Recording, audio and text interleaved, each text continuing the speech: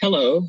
Today I'm going to be talking a little bit about the different churches and Christian groups that there are in Israel and Palestine and the general situation of Christians in the region. So, as you can see from these statistics, in both Israel and within Palestine, Christians are only around 2% in general, and by any count, less than 3% of the total population.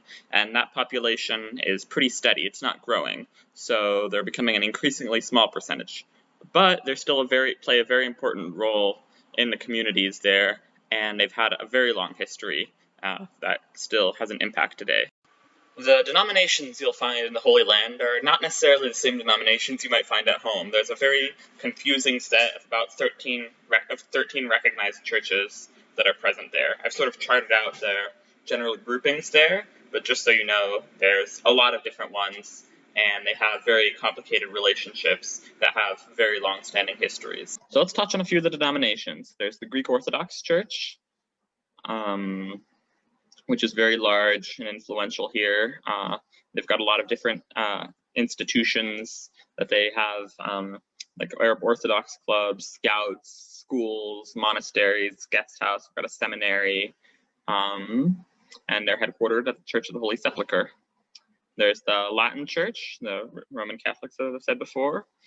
They've also got a lot of different institutions running, and the Franciscan order here operates what's called the Custody of the Holy Land, Custodia Terra Sancta, which is responsible for running the holy sites as well. And they also have a lot of other institutions, lots of schools, guest houses, hospitals, monasteries, etc.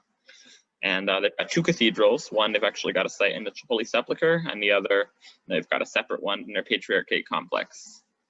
The Armenian Patriarchate, the Armenian Orthodox Church, is also an important church here with long-standing roots. They have scouts. The printing press that they operate is actually the first printing press in Jerusalem. They have monasteries, the Armenian school, and they're based in the Cathedral of St. James. There's the Coptic Orthodox Archdiocese of Jerusalem. The Coptic church is a church based in Egypt. They're based on the roof of the Holy Sepulchre, actually, at the monastery and Church of St. Anthony, and they run a seminary and a monastery.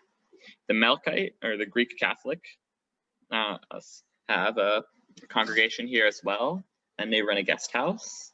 There's the Maronites. They're actually primarily based in Haifa, unlike the other churches, which have their center in Jerusalem. So their cathedral is there, and most of their population is over there.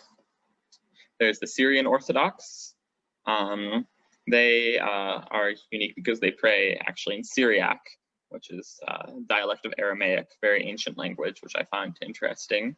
And there's the Syrian Catholics, which also follow the same rite, but are instead affiliated with the Catholic Church.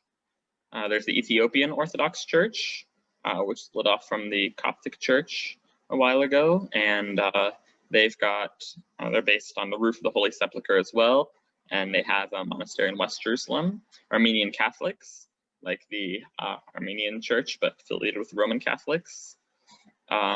There's then the Protestants, the Anglican Diocese of Jerusalem, sort of a British colonial heritage. They're based in St. George's Cathedral, and they run a school and guest houses and hospitals. And then there's the Lutheran Church, sort of a German missionary origin, based in the Church of the Redeemer in the Old City. It's got a school and a guest house as well. Then there's also lots of other smaller churches that may not have official recognition, because there's only really these 13 churches that were given official recognition, going back to the Ottoman and British times. But they also, even if they don't have recognition, they play a very important role in the Christian community here. And there's Quakers, there's Baptists, Nazarenes, Mormons, Seventh-day Adventists, Jehovah's Witnesses, and Church of Scotland. So that's roughly the composition of the Christian community here. A lot of different, very fractured communities, but it's a thriving community nonetheless.